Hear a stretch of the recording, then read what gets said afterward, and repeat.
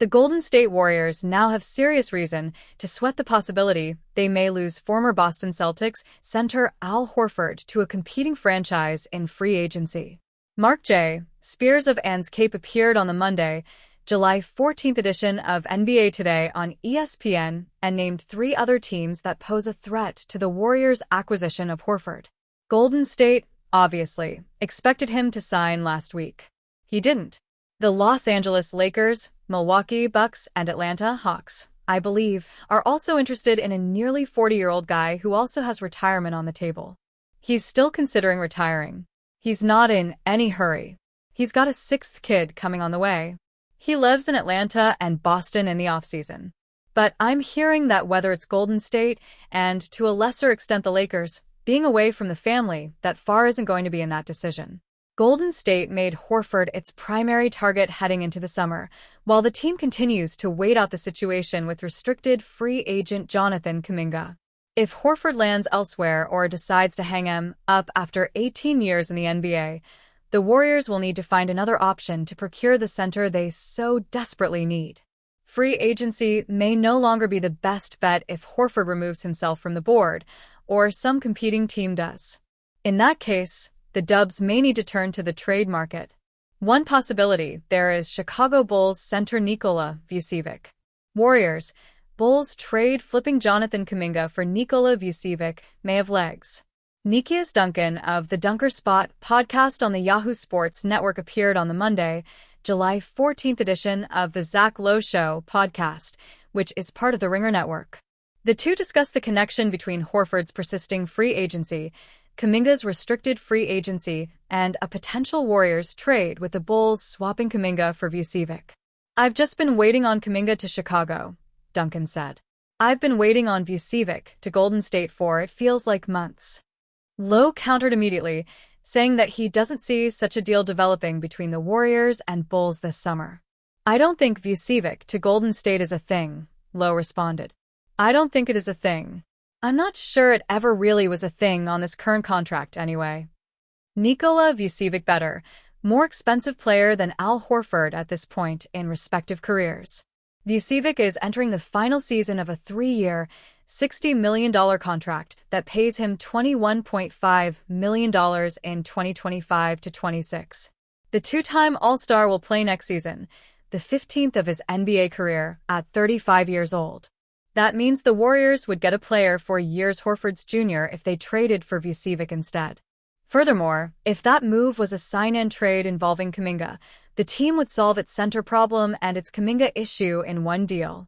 Vucevic, a 2-time All-Star, averaged 18.5 points, 10.1 rebounds, and 3.5 assists last season, all well above the output from Horford, 9.0 points, 6.2 rebounds, and 2.1 assists.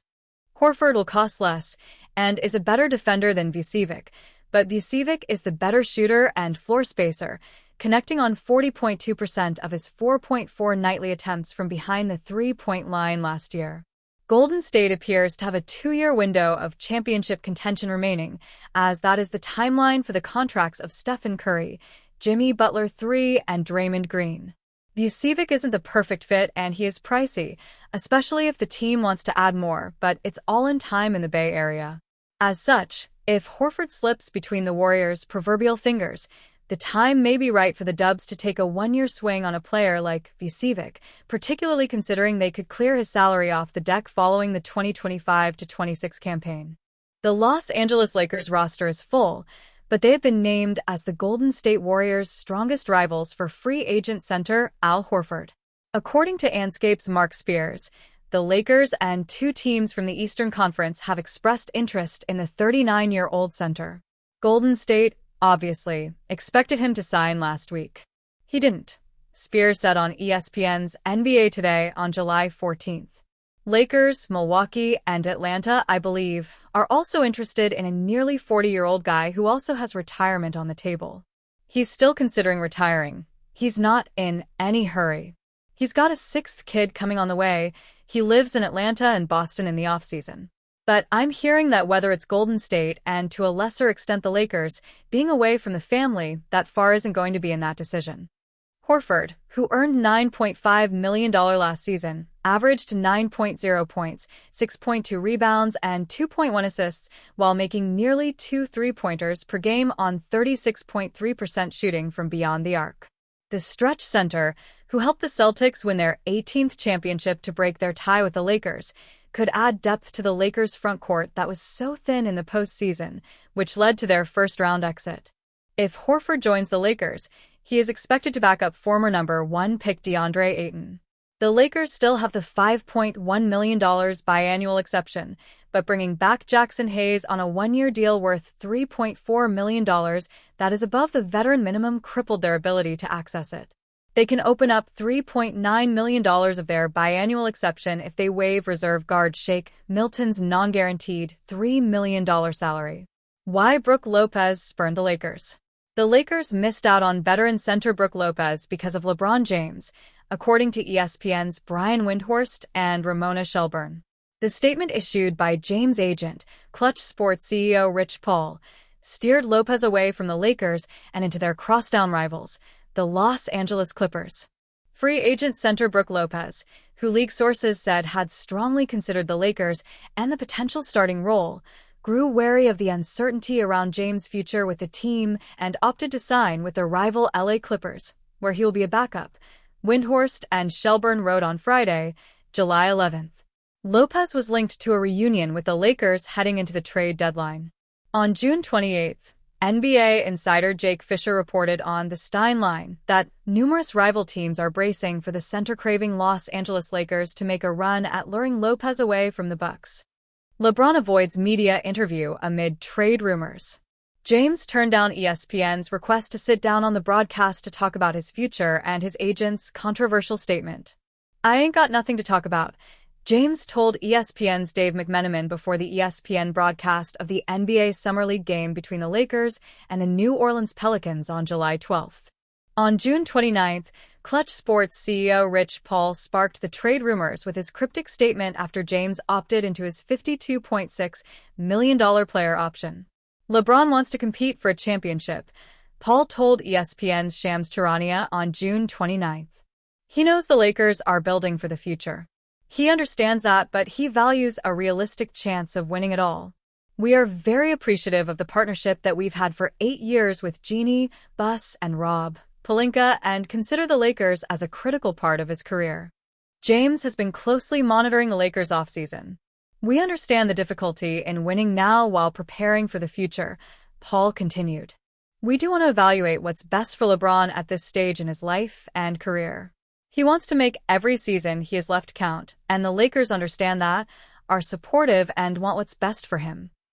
Without even factoring in how loaded the Western Conference is around the NBA, it's safe to say that the Golden State Warriors could use a ton of help on both sides of the basketball.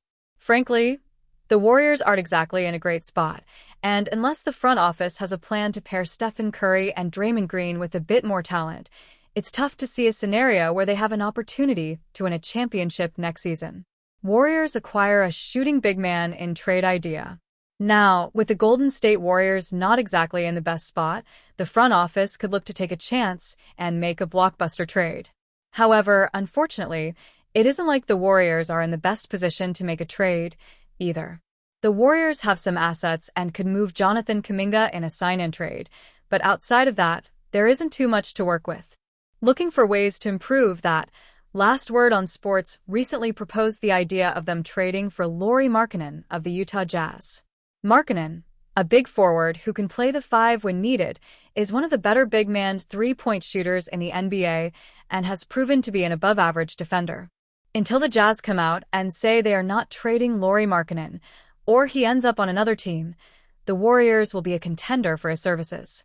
While his stats might be down the last 2 seasons, Lauri needs a good passer to shine. He hasn't had one in Utah. Markkanen is not a self-creator, but still a good scorer. We've seen how the Warriors can utilize shooting and scoring big men. Last season, their rookie Quinton Post showed great potential as a stretch big after he got some playing time. The challenge is, the Jazz probably would not like to get Kuminga, and the only viable way for the Warriors to get a star via trade is if they send Jonathan the other way. Will they up their offer of draft picks to get Lauri? He is definitely a player who can move the needle, they wrote. Will Utah make Markkanen available? The only issue the Golden State Warriors might face when attempting to trade for a player like Markkanen is that many don't believe the Utah Jazz will make him available.